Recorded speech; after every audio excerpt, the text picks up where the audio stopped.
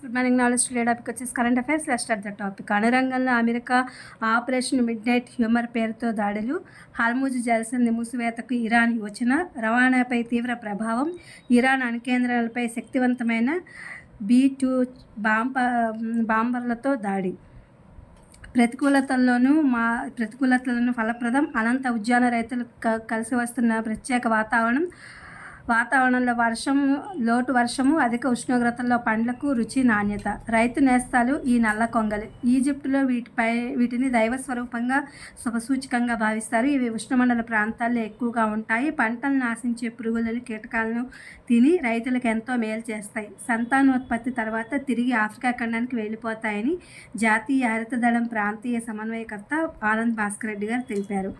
శేషాచలంలో అరుదైన తేనెటీగ. బంగారు వర్ణంలో మెరిసిపోతున్న ఈ తేనెటీగ పేరు వ్యాలీ కార్పెంటర్ బీ. స్థానికులు మాత్రం వడ్రంగి తేనెటీగ అని పేర్కొన్నారు. ఇది ఎండిన వృక్షాలు, చెక్కల్లో రంధ్రం చేసుకుని వాటిలో సంతానాన్ని వృద్ధి చేసుకుంటాయని వివరించారు.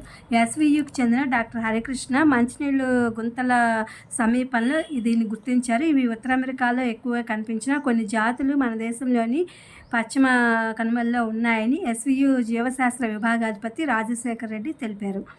ఇరాన్తో యుద్ధం చేయము, అణు కేంద్రాలను ధ్వంసం చేశాము, అమెరికా రక్షణ శాఖ ప్రకటన. ఇక కియోస్కీల ద్వారా శ్రీవారి లడ్డూలు కొనొచ్చు, తిరుమలలో ప్రయోగాత్మకంగా యంత్రాల ఏర్పాటు, మైనర్ డిగ్రీలుగా క్వాంటమ్ టెక్నాలజీ, AI.